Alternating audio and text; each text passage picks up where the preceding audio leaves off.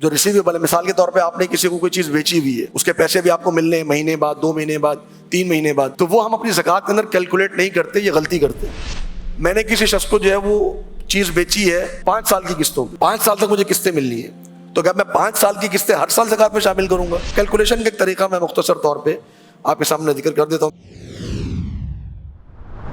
زکوٰۃ کی کیلکولیشن کا طریقہ کیا ہے؟ آپ نے سب سے پہلے تو یہ دیکھنا ہے کہ آپ نے کیش وغیرہ اپنا سارا جمع کر لیا۔ اب آپ نے اس کے اندر ایک جو غلطی ہمارے لوگ کرتے ہیں وہ یہ ہے کہ جو ابھی ریسیویبلز ہیں وہ جمع نہیں کرتے اس کے اندر۔ جو ریسیویبل ہے، مثال کے طور پہ آپ نے کسی کو کوئی چیز بیچی ہوئی ہے، اس کے پیسے بھی آپ کو ملنے ہیں مہینے بعد، 2 مہینے بعد، 3 مہینے بعد، تو وہ ہم اپنی زکوٰۃ کے اندر کیلکولیٹ نہیں کرتے، یہ غلطی کرتے ہیں۔ ہم نے کیلکولیٹ کرنا ہے، لیکن کتنے عرصے کی ریسیویبلس کو کیلکولیٹ کرنا ہے۔ مثال کے طور پہ میں بلڈر ہوں، میں نے کسی شخص کو جو ہے وہ چیز بیچی ہے 5 سال کی قسطوں پہ، 5 سال تک مجھے قسطیں ملنی ہیں، تو کیا میں 5 سال کی قسطیں ہر سال زکوٰۃ میں شامل کروں گا؟ ایسا نہیں ہے۔ تو میں نے کتنی قسطیں جمع کرنی ہے؟ میں نے ایک لون ریسیویبل جو ہمارے پاس ہے اور ایک لون پے ایبل جو میں نے دینے ہیں، جو مجھ پر قرضہ ہے وہ بھی میں نے مائنس کرنا ہے۔ تو میں کتنا مائنس کروں گا؟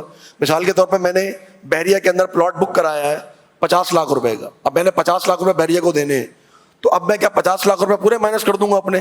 نہیں، تو میں کتنے مائنس کروں گا جو میں نے دینے بحریہ کو، اس کی میں تفصیل آپ کے سامنے ذکر کر دوں کہ لون ریسیویبل کے اندر میں نے وہ لون اپنے ڈالنے ریسیویبل جو مجھے 1 سال کے اندر مل رہے ہیں، اگلی زکوٰۃ سے پہلے جو ریسیویبلز مجھے مل رہے ہیں، میں نے اپنی زکوٰۃ کی کیلکولیشن میں جمع کرنے ہوں، اور اس کے زیادہ ہوں، 1 سال سے زیادہ ہوں جو اگلی زکوٰۃ کے بعد آ رہے ہوں، تو وہ میں نے اپنی زکوٰۃ کے اندر کیلکولیٹ اس کو نہیں کرنا۔ تو ایسی قسطیں، ایسے پیسے، ایسا اماؤنٹ جو مجھے 1 سال میں مل رہا ہو وہ میں نے جمع کرنا ہے۔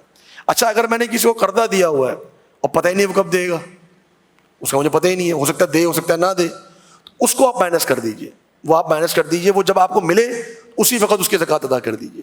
لیکن جو آپ کو بالکل امید ہے کہ یہ ملنا ہی ملنا ہے، کاروبار میں چل رہا ہے، ابھی میں نے اس کو سامان دے دیا ہے، اس سے مجھے پیسے ادا کرنے ہیں، تو وہ آپ نے اپنی کیلکولیشن کے اندر جمع کرنے، پلس کرنے ہیں۔ اور جو آپ نے پیسے دینے ہیں، جو قرضہ آپ نے دینا ہے، وہ بھی صرف اتنا مائنس کرنا ہے جو اپنے اگلے 1 سال کے اندر دینا ہے۔ اگر اپنے اگلے 1 سال کے اندر 5 لاکھ روپے دینے ہیں، آپ 5 لاکھ مائنس کر دیجئے۔ اگر آپ نے 10 لاکھ روپے دینے ہیں تو آپ 10 لاکھ روپے مائنس کر دیجئے۔ تو ریسیویبلس کو پلس کرنا اور پے ایبل کو مائنس کرنا، اس کے لیے آپ نے جو کیلکولیشن رکھنی ہے وہ 1 سال کی رکھنی ہے۔ تو اگلے 1 سال کے اندر جو بھی آپ کی چیزیں آ رہی ہیں اور جا رہی ہیں وہ آپ نے مائنس اور پلس کرنی ہے۔ تو جو آپ کے پے ایبل ہیں، چاہے وہ انسٹالمنٹ کی صورت میں ہو، چاہے وہ 1 ٹائم کی صورت میں ہو، آپ نے اگلے 1 سال کے مائنس کرنے ہیں، پورے سارے کے سارے مائنس نہیں کرنے ہیں۔ اور اسی طریقے سے ریسیویبل بھی آپ نے اگلے 1 سال کے مائنس کرنے ہیں۔ اب کیلکولیشن کا ایک طریقہ میں مختصر طور پہ آپ کے سامنے ذکر کر دیتا ہوں۔ مثال کے طور پہ ہمارے پاس کیش موجود ہے، کیش آپ فرض کر لیجیے 5 لاکھ روپے میرے پاس کیش موجود ہے، میرے اکاؤنٹ کے اندر مثال کے طور پہ 10 لاکھ روپے موجود ہے۔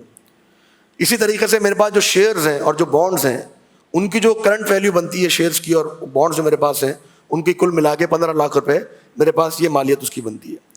پھر میرے پاس جو بزنس کے کرنٹ ایسٹس ہیں، یعنی میرے پاس جو انوینٹری میں جو چیزیں ہیں، وہاں را مٹیریل پڑا ہوا ہے، اس طرح کی جو چیزیں، جو ایسٹس میرے پاس ہیں، وہ ان کی قیمت مثال کے طور پہ 20 لاکھ روپے، میں نے 2 ملین وہ بھی لگا لیا۔ پھر پراپرٹی جو میرے پاس ہے، جو میں نے بیچنی ہے اپنے گھر کے لیے نہیں، جو میں نے بیچنی ہے، اس کی جو کرنٹ ویلیو مثال کے طور پر میں نے لگا لی کہ 50 لاکھ روپے کی میرے پاس پراپرٹی ہے جو میں نے ابھی میرے پاس موجود ہے، اور وہ میں کبھی بھی اس کو سیل آؤٹ کر سکتا ہوں، تو 50 لاکھ روپے۔ لون ریسیویبل، میں نے کسی کو مال بیچا ہوا ہے، اسے میں نے پیسے لینے ہیں اگلے 1 سال کے اندر وہ مجھے 2 لاکھ روپے ملنے ہیں، تو یہ بھی میں نے پلس کر لیا۔ اب ٹوٹل جو میرے پاس اماؤنٹ بنا وہ بنا 10 ملین 2 لاکھ روپے، یعنی تقریباً 1 کروڑ 2 لاکھ روپے، 1 کروڑ 2 لاکھ روپے، یہ میرے پاس ٹوٹل اماؤنٹ میرے پاس آ گیا۔ اب جو زکوٰۃ کا نصاب تھا وہ کتنا تھا؟ وہ تھا 1 لاکھ روپے۔ اس کا مطلب یہ ہے کہ میں نصاب کو کراس کر گیا ہوں، میرے پاس 1 کروڑ روپے موجود ہے، اب میں نے زکوٰۃ دینی ہے۔ اب میں جو مائنس کروں گا وہ کیا کروں گا؟ جو ڈیٹس میرے اوپر ہیں، جو میں نے قرضہ واپس کرنا ہے لوگوں کو، وہ مثال کے طور پہ 12 لاکھ روپے ہے۔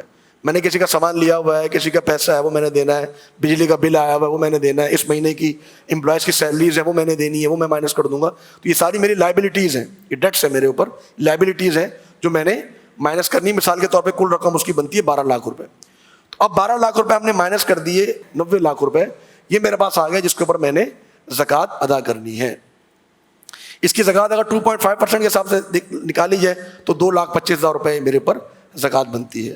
تو یہ ایک مختصر سا طریقہ ہے کہ اس طریقے سے آپ لکھتے چلے جائیں کہ کیش اتنا ہے، بینک میں اتنا ہے، فلاں چیز میں اتنا ہے، کرنٹ ویلیو اتنی ہے، اس کے لیے آپ ایک کاغذ کے اوپر لکھتے چلے جائیں، اور پھر جو آپ نے چیزیں مائنس کرنی ہے، جو لائبلٹیز ہیں اگلے سال کے اندر اندر اس کو آپ مائنس کر دیجیے اس میں سے، اور پھر آپ جو ٹوٹل آپ کے پاس رقم بنے گی اس کے اوپر آپ نے 2,25,000 روپے. اب آپ یہ دیکھیے اس کے اندر میں نے زیورات کا رقم نہیں لگائی، زیورات کی رقم نہیں لگائی. کیوں نہیں لگائی؟ کیونکہ زیورات کی رقم کے اوپر زکوٰۃ. زیورات کا نصاب کیا ہے؟ زیورات کا نصاب ہے وزن. زیورات کا نصاب ہے وزن. اب ہم نے زیورات کو الگ سے وزن کیا تو ہمیں پتہ لگا کہ زیور کے اوپر بھی زکوٰۃ لگ رہی ہے. جو جتنی زکوٰۃ لگ رہی تھی اس کو میں نے جب کیش کے اندر کنورٹ کیا تو میرے پاس جو جیولری کی جو زکوٰۃ آ گئی مثال کے طور پہ وہ 25,000 روپے آ گئی. اب میں نے جیولری کی زکوٰۃ کو بھی اس کے اندر جمع کر لیا 2,25,000 کے اندر، تو ٹوٹل زکوٰۃ میری بن گئی 2.5 لاکھ روپے. تو یہ طریقہ کار ہے زکوٰۃ کو جمع کرنے کا. جیولری کو میں رکھوں گا نصاب کو وزن کے اعتبار سے، وزن کے اعتبار سے زکوٰۃ نکالوں گا، پھر جو میرے پاس زکوٰۃ بنے گی گرام کے اندر اس کو میں کنورٹ کر دوں گا پیسوں کے اندر. جو زکوٰۃ بنے گی ٹوٹل جیولری کو نہیں، جیولری کی زکوٰۃ کو میں کیش کے اندر کنورٹ کروں گا، اور وہ کیش پھر میں نے یہاں پر جمع کر لیا تو ٹوٹل زکوٰۃ کے اندر جمع کیا. یہ آپ جو اوپر دیکھ رہے ہیں یہ ساری رقم کیا ہے؟ یہ نصاب ہے. یہ کیش ان ہینڈ سے لے کے اماؤنٹ ایلیجیبل فار زکوٰۃ تک یہ پورا زکوٰۃ کا نصاب ہے. میں نے وہ 25,000 روپے جو زکوٰۃ کی جو زیورات کی زکوٰۃ تھی وہ اوپر نہیں لکھنی، وہ میں نے زکوٰۃ نکالنے کے بعد زکوٰۃ پلس کرنی ہے، کیونکہ وہ زکوٰۃ ہے، وہ نصاب نہیں ہے. میری بات سمجھ میں آ رہی ہے؟ آپ نے جو زیورات کی زکوٰۃ نکالی ہے اس زکوٰۃ کو آپ نے اوپر نہیں لکھنا، اس زکوٰۃ کو آپ نے لکھنا ہے جب ٹوٹل آپ کی زکوٰۃ نکل آئے اس کے نیچے آپ نے اس کو پلس کر دینا ہے. تو جب آپ پلس کریں گے تو ٹوٹل آپ کی زکوٰۃ آپ کے سامنے انشاءاللہ نکل آئے گی.